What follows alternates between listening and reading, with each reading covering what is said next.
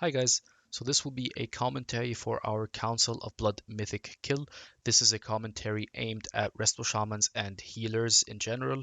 This is not meant to be a boss guide or anything. You can watch Stanky or Fat Boss for those guides. But yeah, this is just mainly for healers more than anything. So before we start talking about the fight, these are the talents and soulbind I took into the fight. We can start with the talents. You can use Torrent or Unleash Life. It's really up to you. I prefer Torrent because it's less mana usage, and it makes Riptide really a much stronger spot heal. But a lot of shamans prefer Unleash Life for progress because it gives you that extra spot heal if needed, and it empowers if you want to play chain heal, if you want to start chain healing a bit more. Unleash Life is great for that. So it's really up to you that first row, and then the rest is pretty much self-explanatory. Earthenwall Totem lines up nicely with Dancing Fever, so I went for that. You can use Ancestral Protection Totem, it's awesome for progression, especially since this is a longer fight. This is about 10 minutes, so you can get 2 uses out of your APT if you're smart. But then again, I like having the Earthenwall line up with a Dancing Fever. It's really, really nice having that extra damage reduction. And then I went Graceful Spirit instead of Nature's Guardian because there's a bit of movement in this fight, and having that Spirit Walkers is going to be nice, especially for Waltz of Blood, as you will see very soon in the video. And yeah, we did have 2 Druids, so we didn't need Windrush. We also had 2 Warlocks for the gates, so Windrush was not needed, but you might have to use Windrush for your progression depending on your raid composition. And yeah, Cloudburst, Wellspring is pretty much self-explanatory. And then to the Soulbind, we're using Emily because, of course, the extra intellect buff is awesome. You want to take advantage of that. First potency slot is obviously Swirling Currents. The second potency slot, we're using Tumbling Waves. Not just because the extra Primordial Wave with the Healing Rain is extra healing, but also because it allows us to have a higher uptime for the intellect buff that we get from the by example. So this is a really, really nice nice potency conduit that you want to be using. For the finesse, I'm using this, which gives us an extra 7 seconds of Spirit Walker's Grace. It's nice for the final phase, as you will see very soon in the video. But again, Thunderous Pause is really, really good as well. It really depends on what you want to do. And then the Endurance Conduit is pretty much it's whatever. Really doesn't really matter what you play here. It's really up to you. All right. So jumping into the kill. Uh, this is my UI. It's not gonna be great. I know. I'm sorry. But on the right, you can see the dancing fevers and the timers for when they happen in the fight, roughly, and the cooldowns that we have assigned for them. You can also see the cooldowns on the bottom right if you want to keep track of that. But yeah, below my HP bar, you can see my mouse. Right below that, you're going to see every single spell I cast. It's a great add-on called Trophy GCD, which allows you to view which spell you've cast. It's great if you're a streamer or if you're doing reviews for your own gameplay, which is what I usually do. And yeah, right before the pull starts, you want to be ready with your healing rain. So we're starting the pull now, and you want to be ready with your healing rain and cloudburst because you have a dancing fever 5 seconds into the fight. So you want to start pumping into that cloudburst, ideally 10 seconds before the fight even starts. But I'm a bit lazy, so I do it 3 seconds before the fight starts. And you're going to see that cloudburst explode right as we're taking damage. So this is perfect timing if you can do it right, like maybe 3 seconds before the pull. Start pumping into that cloudburst. And yeah, you see the cloudburst about to go off right about now. We're all taking damage. It's awesome. It's a great way to line up your cooldowns if you want to be smart about it. So yeah, the recital mechanic is really annoying for healers, but this is why we have Spirit Walker's Grace. You use that Spirit Walkers, you run and you heal as if nothing even happened. It's great. It's nice. A nice addition is you don't have to be really stacked with your partner for the recital. I mean, as long as you don't get hit by any red swirlies, you're going to be fine. You can be up to a square away from your partner, so maybe 8 or 10 yards. The dot doesn't really do that much. All you have to do is Riptide yourself and you'll be fine, or Riptide your partner and you'll be fine. So you can be really slow if you just take a longer path, a bigger circle around the boss. It's really up to you how you want to play it, but this is really the safe way to do it. So you want to get 1 Dancing Fever in the first phase and then push the boss to 50% before the second Dancing Fever. Uh, that should be a really easy DPS check. This is pretty much the easiest DPS check of the entire fight. Really, if you can push Frida down to 50% before that Dancing Fever. You can see we did it with 14 seconds left on the timer. We were perfectly fine. And then yeah, once you stack up again, Healing Rain Cloudburst, and start pumping into that Cloudburst for the second Dancing Fever. So this is going to be the pattern throughout the fight. Right after any intermission or right after the Waltz of Blood, the moment you stack up again, you put down your Healing Rain, you put down your Cloudburst because you're going to have a Dancing Fever right after. So you need to have that ingrained in your muscle memory. And yeah, we get past that Dancing Fever safely. The people are doing recital. And yeah, because you're stacked, Healing Rain is going to get awesome, awesome value. Hopefully, you want to be at the back of your group so you can see my character. You can kind of see my character there. I'm situated towards the back of the group. You still want to be stacked, of course, but you want your Wellspring to hit as many targets as possible. And because Wellspring starts right in front of your character, it doesn't include people behind you or right next to you. So, of course, you want to be the last person standing to make sure Wellspring hits everyone in your Ray group if possible. But yeah, Healing Rain is great value, and because of the way the timers work in this fight, Earthen Wall will be ready for every single um, Dancing Fever, and you can have Cloudburst for every single Dancing Fever as well. Even if you use Cloudburst on cooldown, which is pretty much what I did, I was using it on cooldown really without thinking, I still had it ready for every Dancing Fever, which is obviously perfect for Resto Shamans, right? This is what you want, this is what you're dreaming of, and this is why this fight is great for Shamans. This is why we brought 3 Shamans to this fight, because you're stacked all the time, the cooldowns line up perfectly. It's just perfect for a Resto Shaman, really. I don't see any other healer really outshining Shaman on this fight. But yeah, this is the Waltz of Blood, and this is where you have to be careful because if we go back just 10 seconds, so far throughout this fight, we've been stacked up in this spot for 3 minutes, right? And Healing Rain is about to come off cooldown, and I've been using Healing Rain pretty much on cooldown ever since the start of the pull. So this is an awkward Healing Rain here. You don't want to place this Healing Rain. You want to wait for the movement to the safe spot and then place your Healing Rain. A lot of times during progress, I placed that Healing Rain and I regretted it because it was a waste.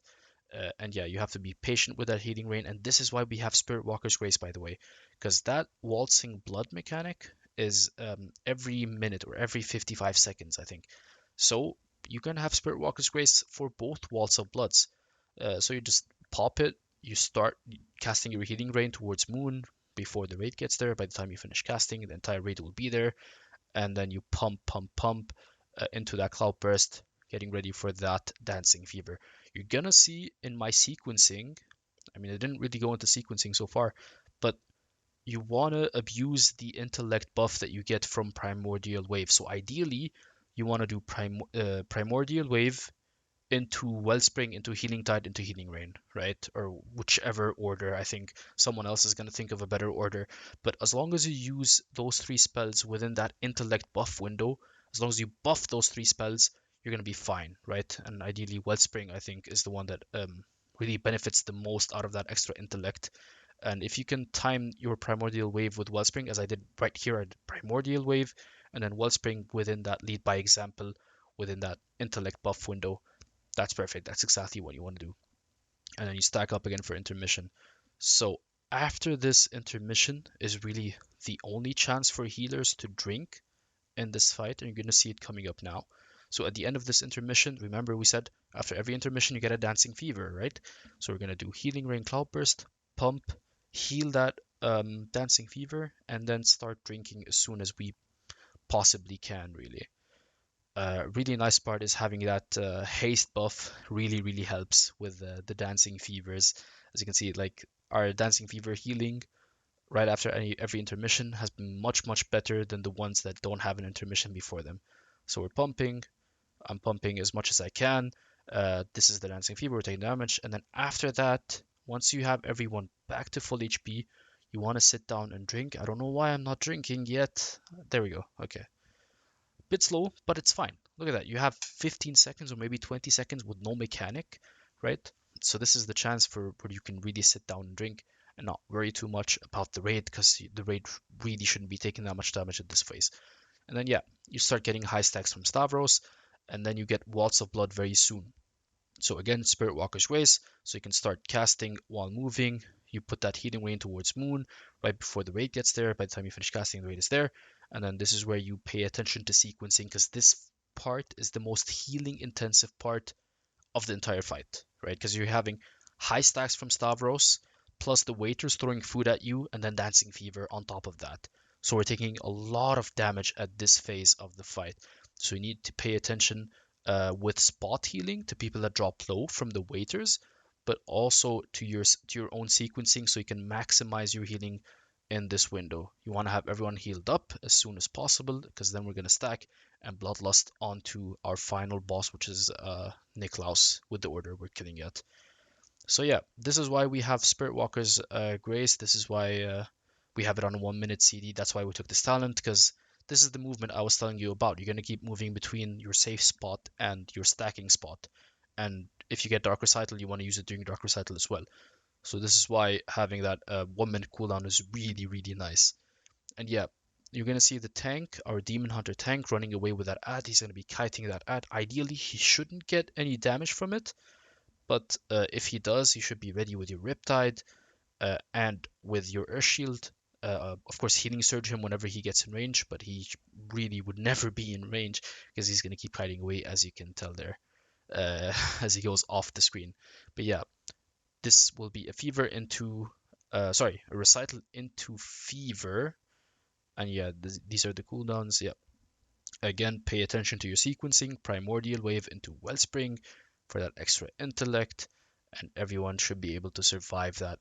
That ad, when it spawns, I mean, this time we were lucky, but when that ad spawns, it should knock us back, right? Wait for it, wait for it. There.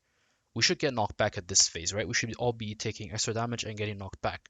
But because we pushed the boss at the perfect timing, the boss just got pushed to 50, so the knockback effect got cancelled and we went straight to intermission, but the ad already spawned. So this is exactly what you want. You want two of the ads to be spawned, because that gives your tank a bit of time to breathe in the final phase. That's a tank mechanic, you don't have to worry too much about it. But yeah, on this phase, you want to help DPS on the ads as much as possible, because if these ads stay alive at the end of the intermission, they're gonna one tap someone from your raid, right? Because the tanks are not gonna have aggro on them, no fucking way.